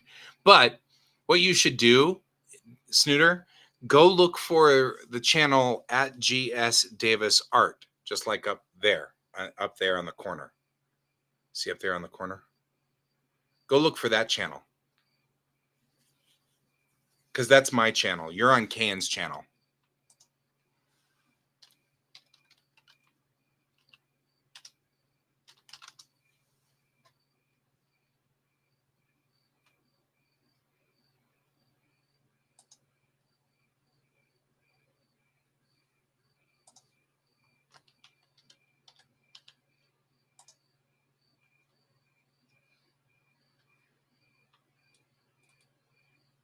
What's on the dot today? That's a good question. I have no earthly idea.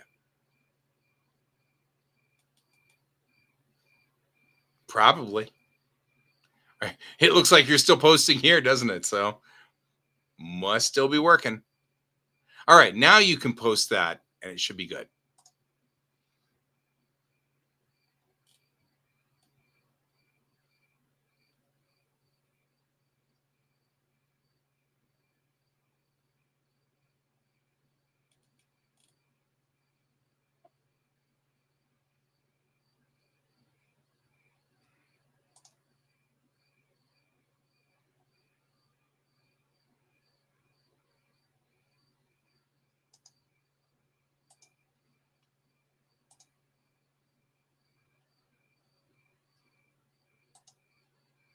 And you should probably save there too, just in the off chance that I no longer broadcast for Kayan's site or whatever.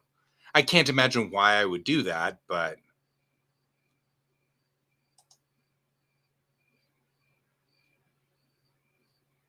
oh, Lensman. Yeah, Lensman. No, I think Lensman was it. Yep, it's Lensman. It is definitely Lensman.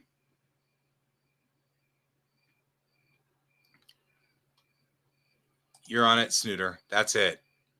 It's Lensman. 100%.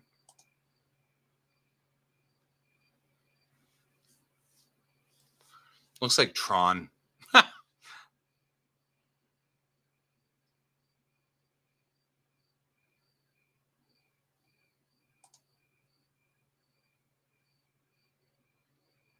God, it's been so many years since I've seen Lensman. Oh man. Like I probably haven't seen Lensman since the 90s. Maybe. You know what I mean? Like I feel like it's probably since about the same time you saw it last. There we go. Yeah, you can post on my side better because I don't have an auto snagger thingy like Kan does. So, you probably should know that I use what's called a restreamer. I'm actually broadcasting. I'm not broadcasting to Twitch. I'm broadcasting to a streamer, and the streamer is broadcasting to Twitch and YouTube and Facebook and all of those all at the same time. So what you're seeing over here, and that's one of the reasons why if you look at over here on the feed, like Jan's probably I don't know where Jan's coming in from, whether it's my Twitch or Kane's Twitch, but you'll notice that sometimes you're posting and you're not seeing on the Duck Pond feed over here the same thing that you see on Twitch. And that's because I'm posting and the restreamer grabs all the comments from all the different locations and posts it.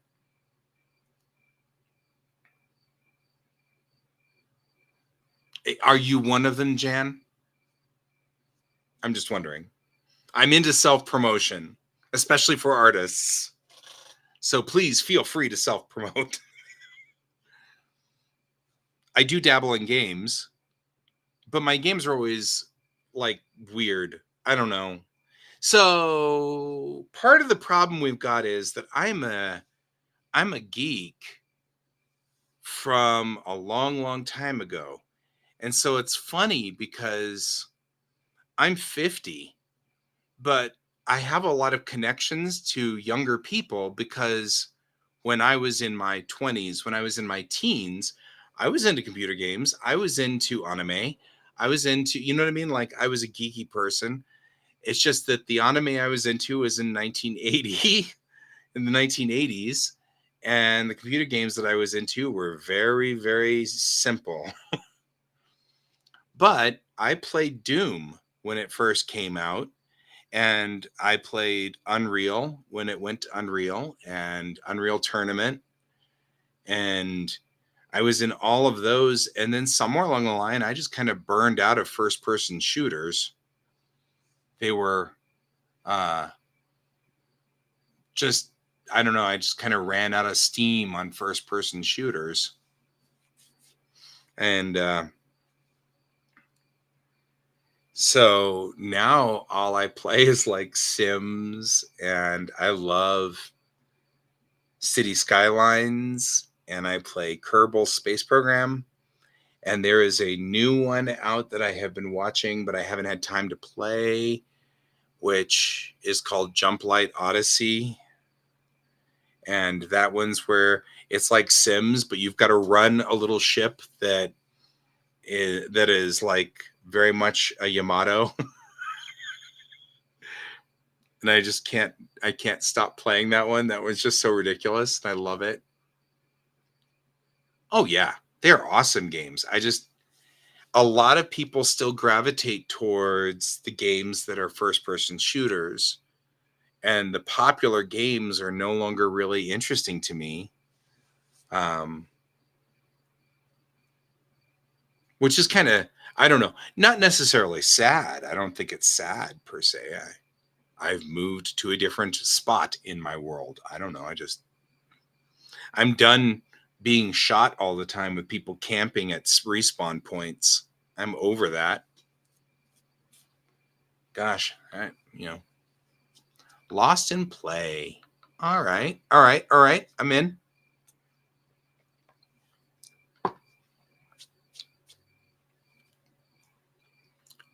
I mean, like, my kid is really heavily into Minecraft, which makes some sense. She's also a real big Nintendo nut, Mario and those kind of things. Although I think she's outgrowing them now because she's in high school. And so she's starting to outgrow Mario and all those, which is funny because I was playing Metroid at her age and I never outgrew Metroid. Shrug.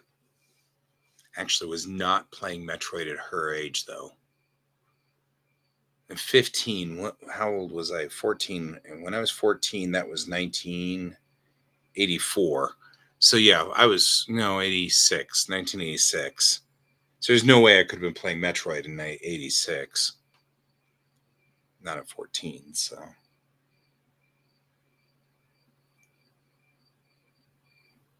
No, it would have been 84.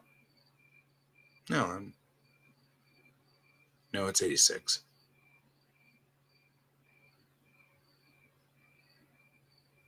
Right?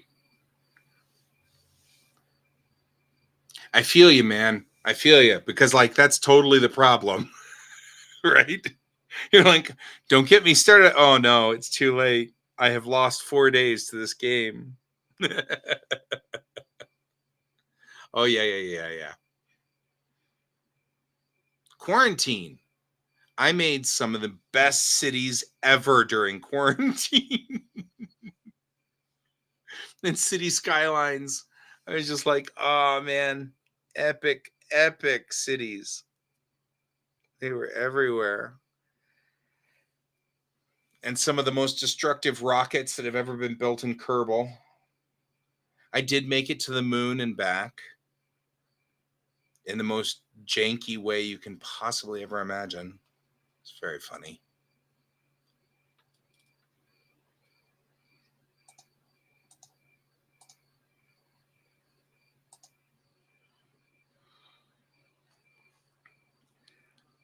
But yeah. Man, those were the days. Those were the days.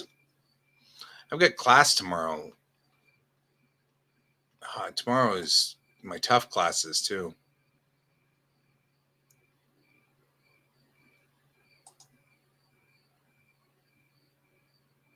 Right.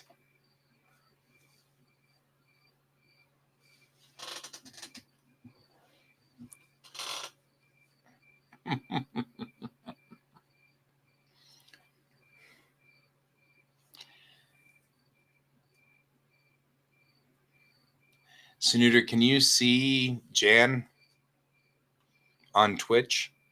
Or are you just seeing them on the duck pond? Trying to convince everybody to move over to my channel.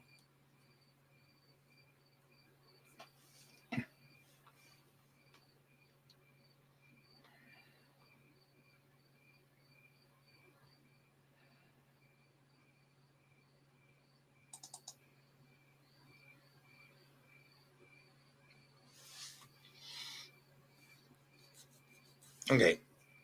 Good. Just making sure everybody's over on my channel.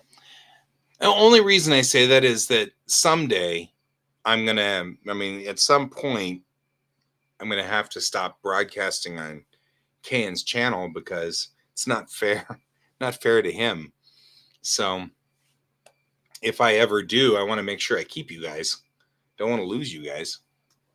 So but I can restream. And right now I don't have any need to stop broadcasting over on their channel, but on his channel, but I just in case.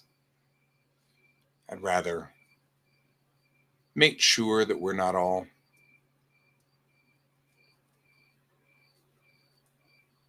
somewhere else or whatever, all on Kane's channel. It's 11:05. It's 11:05, man. It's gotten late. It's gotten late, and it's about time. About time. I don't know if you guys can hear the crickets, but boy, the crickets are great outside.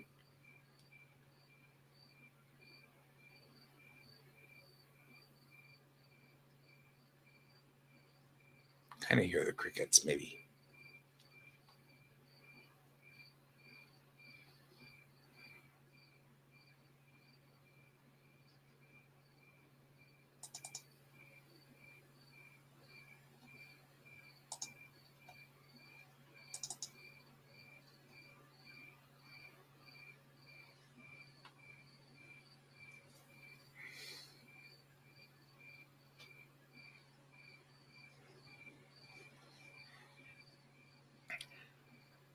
It amazes me what people build in Minecraft.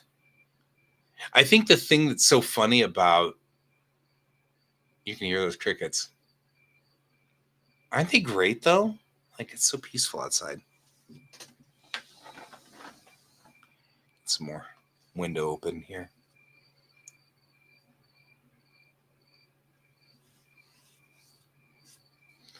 Helm's Deep would be cool.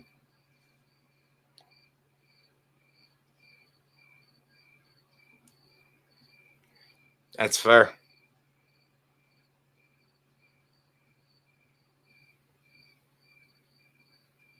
And listen to the crickets. Such wonderful crickets. Just love it. It's like a fairy tale almost whenever we get into these nights in the fall. And it starts to cool down outside and it's not so ridiculous, because it is ridiculous a lot. And it becomes ridiculous, and it's not ridiculous now. It's calm and nice.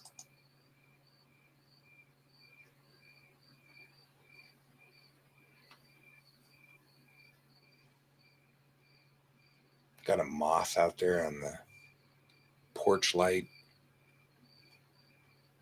I don't know where my orb weaver went.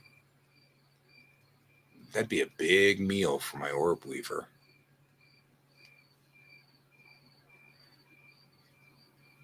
I don't know. A couple of days ago, I accidentally opened up the screen door, which is usually closed and locked at all times. And I opened it up just a little bit and forgot that my orb weaver had built her web on my screen door a little bit, anchored it on my screen door.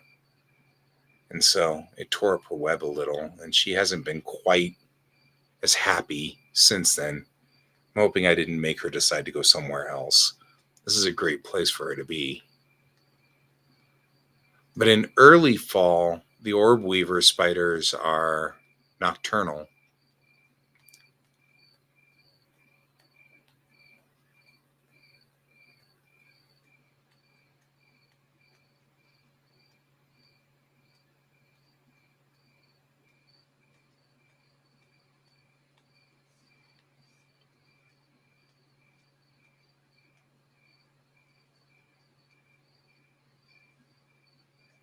Nothing wrong with RPG Maker. I like RPG Maker. It's a fun program.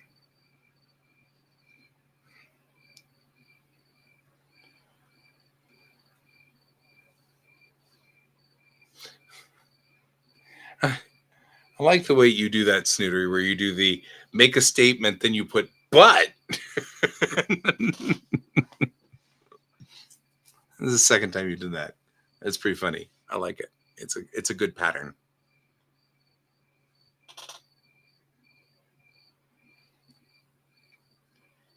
I don't remember where the orb weaver went.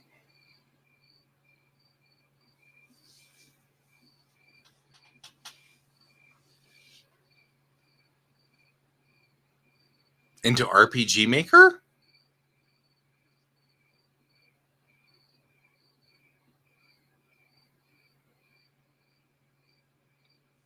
I always feel like real time.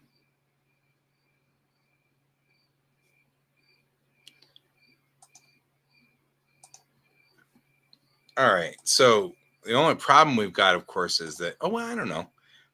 If you're on my Twitch side, you should be able to post pictures, I guess, if you can post them on Twitch.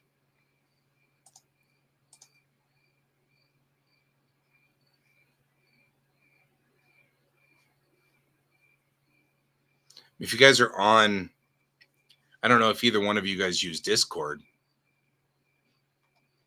but I have a Discord channel which we can post into if you wanted.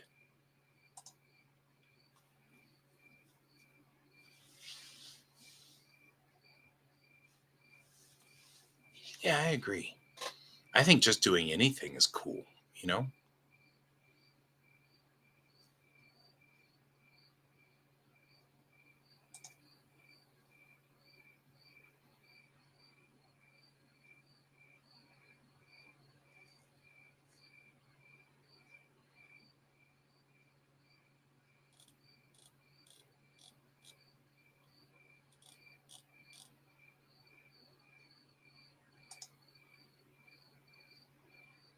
I'll post it for you.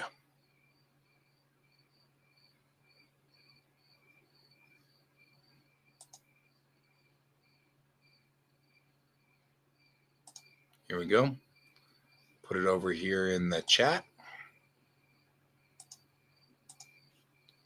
I find it particularly funny whenever it decides. There we go. You guys can join the Discord and do artwork there and post the artwork to the Discord server. Right? They're so lovely.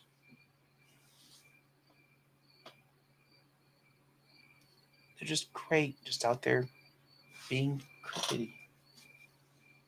I'm going to sleep well tonight. I'll just leave my window open. Well, I'm going to hope that I'll sleep well tonight. There we go. Both of you guys join the server. You guys can like...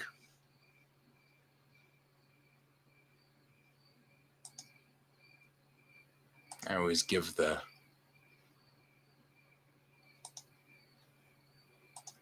I'm a Trekkie. I mean, I know you guys probably could not tell. Yeah, you can post art in Duck Pond. There is a Cattails art share, but people don't seem to use it as much. So I guess Duck Pond will work in the face of things. I don't know. What do I know? There's work here. But the best part about this is I can go on ahead and close down the stream if I, because it's getting late for me, and I've got school tomorrow. So I'm thinking of heading to bed pretty soon. And you guys can continue talking in the duck pond. Yeah. You're not as old as me, Snooter. You're not as old as me.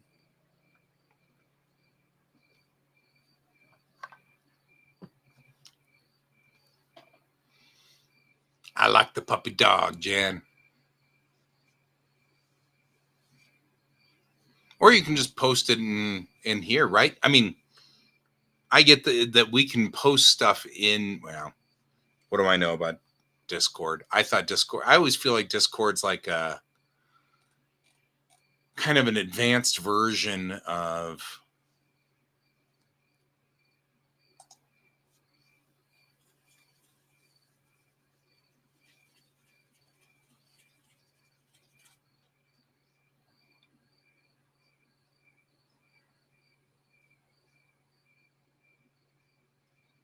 Looks like I've got a chapter test in Japanese tomorrow. I'm looking forward to that one.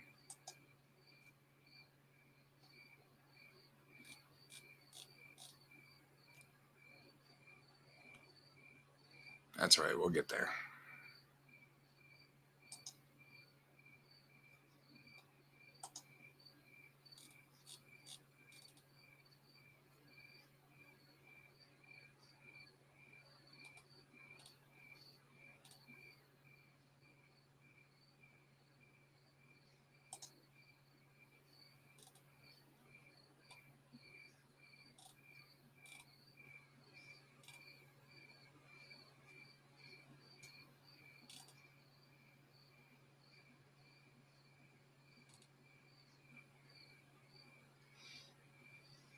Yeah, I think I'm gonna bail on you guys because it is 11:15 and I've got a test tomorrow, as I just recently discovered. Loading up Discord, I see my study group for Japanese, and they're like, "So, what you gonna do with the test tomorrow? Oh, we got to do that before the class." And I'm like, I don't know if I like this. It's all conjugation, all the time, and I'm crashing hard on it. That's okay. Well, gentle beings, I will check in on what you guys post later. So I'll see what you post a little later on, to Snooter, if you post it in there.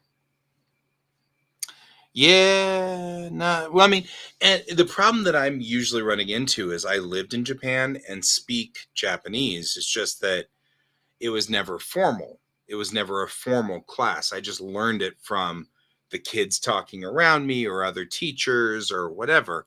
And now I'm in a formal class and I'm realizing that there are words that I didn't say right and there are things that I didn't exactly do right, but now they're kind of burned into my brain, and so I'm having a hard time undoing them. So thank you, my friend. I hope you sleep well as well. Like I said, you might want to try reading before you go to sleep. Sometimes that helps. Um, I it's it's like I say with all of my neurodivergent friends, all of my neurospicy buddies. We don't have habits. We just have rituals, and there's no way that we can ever. There's no in between. So anyway, I'm going to go on ahead and roll on out of here. I'm glad to see you guys, and I'm glad you were here. And I'll be here tomorrow night about the same time. So, hope you all have a good day and everything like that. And remember to keep your eyes on the stars, guys. Bye bye.